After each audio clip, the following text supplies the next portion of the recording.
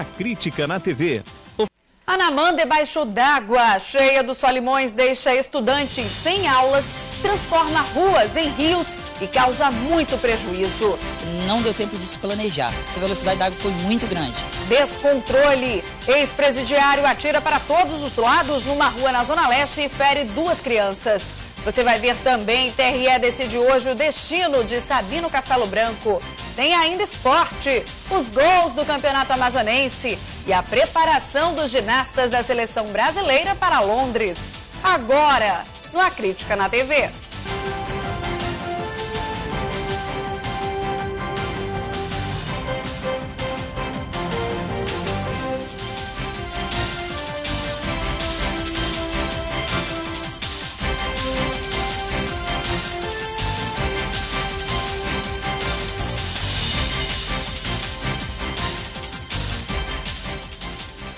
Boa noite. A previsão do Serviço Geológico do Brasil é de que a cheia do Rio Solimões deste ano ultrapasse a de 2009.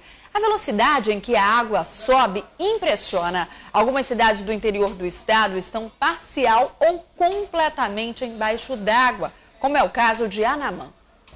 O Rio Solimões avança. Já invadiu o antigo cemitério de Anamã, a delegacia, ilhou a prefeitura e o hospital da cidade. Fez com que 30 escolas fechassem as portas, deixando mais de 3 mil alunos sem aula. Eles só voltam a estudar depois que as águas baixarem. É muito preocupante porque não deu tempo de se planejar. O governo veio, nos informou, trouxe ideias, mas a velocidade da água foi muito grande. A diferença é que em 2009, o mesmo nível de água nós tivemos de repente em maio. Meio de maio para fim de maio. E hoje não chegamos nem no fim de abril e nós já temos esse nível elevado, considerado de água. As ruas da pequena cidade de 10 mil habitantes já desapareceram. Andar por aqui só empurrando muita água com os pés. A gente sobe a casa ali, eu estou na casa do meu irmão ali. Eu estava até no hotel aqui, já estava muito alagando, eu peguei até meus carrinhos e levei agora para lá. E depois eu vim até para a praça trabalhar aí com meu outro carrinho. A água sobe rápido. Repare na primeira imagem feita por nossa equipe desta praça. 24 horas depois, tudo já estava inundado. Sem clientes e com medo de perder os eletrodomésticos, Eduardo decidiu fechar o comércio. A perca é total, né? Esse período. Quer dizer que a gente para de trabalhar, para de... Tem 2 funcionários que ficam desempregados também nesse período, né? Para eles fica mais difícil, porque a gente busca outra alternativa no município. Os moradores costumavam usar essa área como campo de futebol, mas em 10 dias o nível do rio subiu mais de 1,5 metro e nas próximas semanas toda essa arquibancada já vai estar embaixo d'água. Pelas ruas alagadas, as pessoas tentam se adaptar. Consertar a canoa para navegar pela cidade é apenas uma das preocupações por aqui. A situação aqui está precária, não tem madeira suficiente para a população e a população está dependendo das madeiras, né? Precisando da ajuda dos pessoal dos governantes. Na parte mais baixa da cidade, quase todas as casas estão com água pela metade. Mas ninguém quer abandonar o local e o jeito é tentar salvar o que pode. A primeira mudança feita nesta casa foi a construção dessas passarelas de acesso, mas como a água está subindo rapidamente, logo os moradores tiveram que construir este outro piso. O problema é que eles já estão ficando sem espaço. Josineide já não sabe mais onde colocar os móveis e objetos pessoais. Ela já pensa em abandonar a casa. Nós planejamos sair daqui para ir lá para casa da minha irmã. Lá, que a casa dela é de 2 andares, a gente vai para lá, que lá tem 3 quartos, porque não tem para a gente ir. Há uma semana, a Defesa Civil decretou o estado de emergência. Todos os planos de socorro estão baseados na possibilidade da cheia deste ano ficar 1 metro acima da de 2009. Por falta de terra firme, este barco está sendo usado como abrigo para as famílias que tiveram as casas invadidas pela água. Eu me acordei, né? Aí eu fui no quarto, né? Eu disse lá pro meu esposo, né? O nome dele é Cláudio, né? Eu disse, Cláudio, se tu vê como é que tá agora, tá tudo na água. Aí eu olhei pro quarto da minha menina, aí ela se acordou e disse, mamãe, a beira do mosquiteiro tá toda molhada, só para. Aí eu fui olhar, isso é mesmo. Aí eu disse, hoje a gente tem que nós ficar aqui, não. A previsão é que o nível máximo da cheia deste ano aconteça em junho. Até lá, os moradores de Anamã seguem a vida. Lição aprendida com a centenária Samaúma, símbolo da cidade, que permanece imponente diante do ciclo das águas. E os agricultores e as famílias ribeirinhas atingidas pela cheia receberam a visita de uma comitiva do governo do estado. Foram distribuídos mantimentos e ajuda em dinheiro. A visita envolveu 8 municípios das calhas do Juruá e Purus, que estão em situação de emergência por causa da enchente. Nessa região, pelo menos 11 mil famílias ribeirinhas tiveram as casas inundadas. Elas receberam cestas básicas, colchões e kits de higiene pessoal, além de uma ajuda de R$400. Produtores rurais e comerciantes que tiveram prejuízos também vão contar com o auxílio do governo do estado. O comerciante não precisa pagar o ICMS agora, por causa da cheia. Então foi prorrogado por 2 meses. Todos os municípios que tiveram, tem uma lei, um decreto que eu fiz para beneficiar e botei a FEAM para financiar também pessoas que estão passando por dificuldades. Parlamentares amazonenses se unem para fazer pressão pela redução do preço da energia elétrica. Já a CPI da água anda a passos lentos.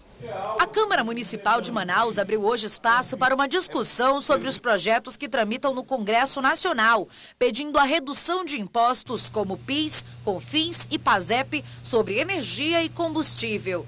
A frente parlamentar, formada por deputados e vereadores, acredita que com isso o consumidor passaria a pagar menos pelos 2 produtos. Nós temos como diminuir, e isso seria negativo para o Brasil ou para essas empresas que produzem energia, que distribuem energia? Não, claro que não, porque isso vai dar condição para a população aumentar a sua casa, colocar mais 2 bicos de luz, não aumenta a sua casa, vai ter consumo para essas empresas. Nós vamos pedir apoio da população, que essa é a intenção da frente parlamentar em todo o país. Colher assinaturas para que nós tenhamos o maior número possível de assinaturas para juntar aos 2 projetos que estão tramitando em Brasília. Porque é diferente quando um projeto tramita sozinho com a ideia do parlamentar. E quando ele vai com assinaturas do Brasil inteiro, ele ganha um reforço. E enquanto nessa audiência se discutia combustível e energia elétrica, os vereadores da CPI da Água se reuniam para avaliar a lentidão no andamento dos trabalhos da comissão neste primeiro mês. Segundo o vereador Valdemir José, o motivo ainda é a dificuldade em contratar técnicos. Só que esses técnicos, no meu entendimento, estão cobrando valores que eu acho que cada um tem o seu serviço. Eu acho que o valor que eles colocam é justo. Eu só acho que a Câmara não tem condições de pagar. Mas o presidente da casa afirmou que isso não pode ser usado como desculpa. Nós temos na casa o procurador, procuradores que podem intervir na sua decisão. Nós temos também funcionários na casa que podem intervir na decisão. Então não é justificativa, é plausível de nós arrastarmos por falta do técnico em si. 2 crianças foram baleadas ontem enquanto brincavam em uma rua no bairro Novo Reino, na zona leste de Manaus. Um garoto de apenas 3 anos está em estado grave no hospital. A rua Luísa, no bairro Novo Reino, amanheceu tranquila. A mãe do garoto de 3 anos, que foi baleado aqui ontem, estava em casa, mas não quis gravar a entrevista. Ela disse apenas que a sobrinha dela, de 2 anos, que levou um tiro de raspão, passa bem. O filho não teve tanta sorte. Várias crianças brincavam nesta rua quando Ricardo veio daquela direção. Armado e sob o efeito de drogas, ele começou a atirar para todos os lados. As famílias tentaram se esconder. Só depois que o ex-presidiário parou de atirar é que eles perceberam que o garoto de 3 anos estava caído no chão. Ele tinha levado um tiro no tórax que se alojou próximo ao pescoço. O ex-presidiário Ricardo Gama, de 29 anos, foi preso em flagrante pela Rocan, bem perto do local do crime. O pai do garoto baleado estava revoltado, porque sempre que podia, ajudava Ricardo e a família. A mãe dele ia lá buscar as coisas para levar para a penitenciária. A gente dava para ela as coisas, levar para ele, porque a gente tinha carinho, rapaz. Ninguém pode desprezar as pessoas, e aí hoje eu tô sofrendo, né, cara? O acusado vai responder por tentativa de homicídio e porte ilegal. A delegada do 14º Distrito alertou para uma estatística preocupante. A gente tem muito crime de tráfico de drogas e tem o roubo. E nesses 2 tipos de crime, sempre a arma está presente. A arma de fogo está presente nesses dois tipos de crime. A nossa produção tentou saber sobre o estado de saúde da criança, mas a assessoria da Secretaria Estadual de Saúde não soube informar absolutamente nada.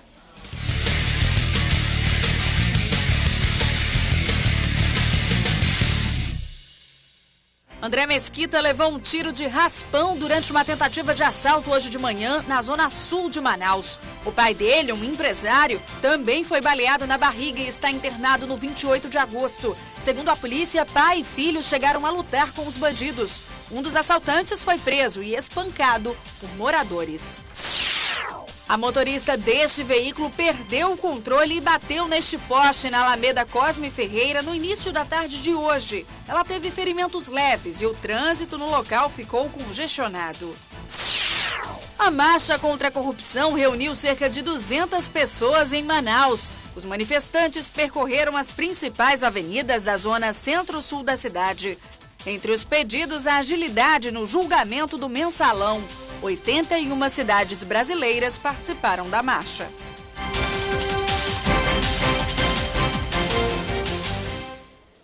Pouco mais de 2 semanas para o Dia das Mães e muita gente pode ficar sem opção de presente. É que os auditores fiscais que liberam mercadorias para as indústrias ameaçam entrar em greve. O desembaraço de mercadorias está funcionando normalmente, mas pode parar a qualquer momento.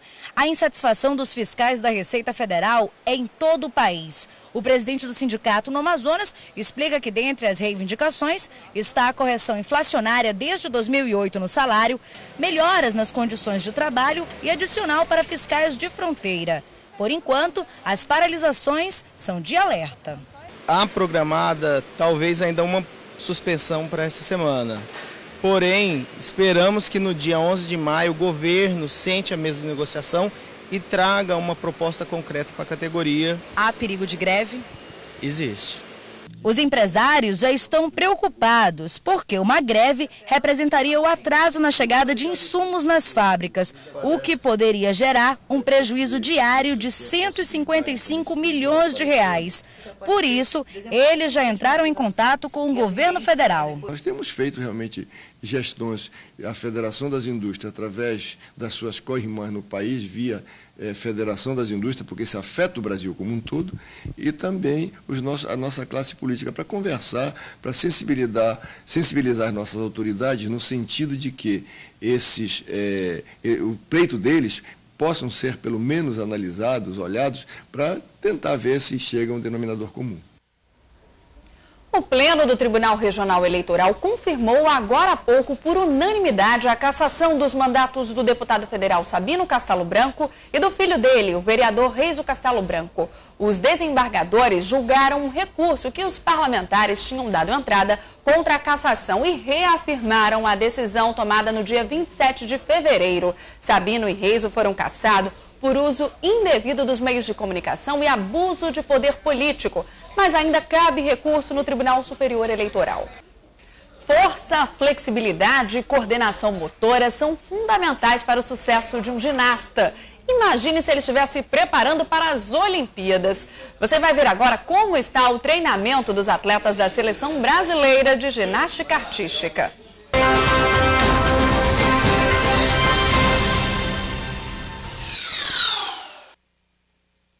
Aliar força, a vontade e superação.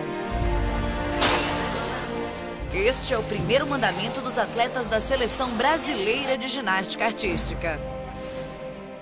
Segundo os especialistas, a ginástica olímpica nasceu na Grécia Antiga. Os gregos criaram os exercícios para treinar os militares. E um detalhe, eles faziam isso sem roupa. Para quem não sabe, a palavra ginástica vem de gímenos, que significa nu. O esporte evoluiu e se tornou muito competitivo. Por isso mesmo, nos treinos, cada movimento tem de ser repetido muitas vezes.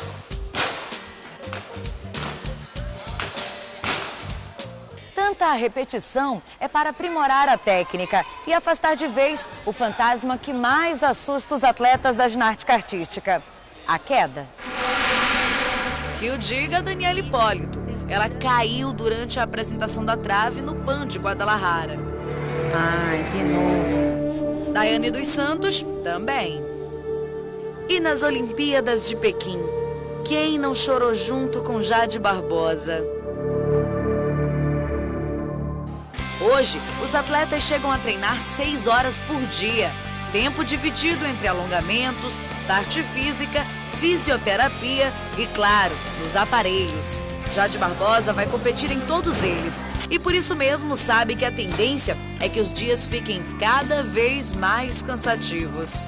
A gente tá montando as séries ainda, né? Então, ou seja, daqui a um mês a gente tem que estar com tudo pronto, só para firmar os exercícios, mas o treino vai, cada dia fica mais forte, né? A gente não tem mais para onde correr.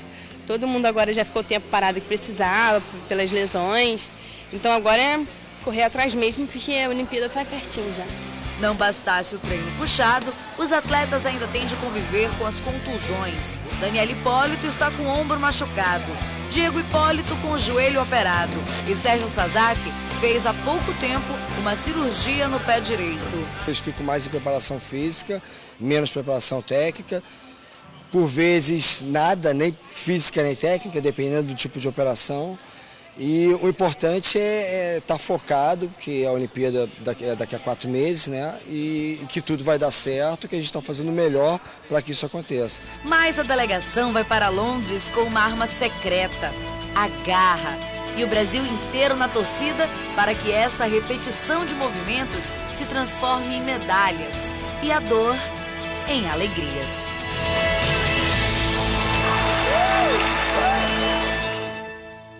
Fique ligado no Prêmio Olímpico da Semana, nós vamos sortear uma faixa de kimono e uma camisa autografada pelo judoca Thiago Camilo. Para concorrer, basta responder qual a especialidade culinária do Thiago. A resposta você confere lá no portal acritica.com. Depois é só acessar o Facebook do Magazine. Campeonato Amazonense, as últimas 2 vagas da semifinal só vão ser definidas na última rodada, na próxima quarta-feira. Nos 2 jogos do fim de semana, os times que jogaram em casa decepcionaram as torcidas. Veja os gols. Em Manacapuru, o Princesa recebeu o líder do retorno. O São Raimundo abriu o placar com Djalma. E o time da casa empatou com Almirzinho. Final, Princesa 1, São Raimundo 1. Em Taquatiara, o Iranduba, visto por muitos como a zebra do campeonato, saiu na frente. Depois da bobeira do goleiro Racifran, Marcos aproveitou e fez de cobertura 1-0. Aos 35 do segundo tempo, Júnior fechou o placar. Penarol 0, Iranduba 2. Na ponta de cima da tabela seguem os semifinalistas São Raimundo com 17 pontos e Faste com 16. Holanda, Rio Negro, Iranduba e Penarol ainda possuem chances reais de conquistar as outras 2 vagas da semifinal. Princesa, Nacional, Operário e CDC Manicoré jogam apenas para cumprir tabela ou escapar do rebaixamento. Manaus, em clima de ópera, a 16ª edição do festival trouxe uma versão de um espetáculo inédito no Brasil. O espetáculo Lulu, do austríaco Alban Berg, abriu o festival. Pela primeira vez no Brasil foi apresentada a versão completa da ópera. Entre os artistas renomados que participam do 16º Festival Amazonas de Ópera está a carnavalesca Rosa Magalhães, responsável pelos figurinos do espetáculo que abriu a noite. A inspiração foram nas roupas dos anos 30 e 40. Uma época muito rica, começa no Rio de Janeiro e acaba em Manaus, passando pela época em que os cassinos eram permitidos. Além do Teatro Amazonas, a programação do festival se estende para o interior. Manacapuru e Rio Preto da Eva estão no circuito de espetáculos. O festival vai até 27 de maio.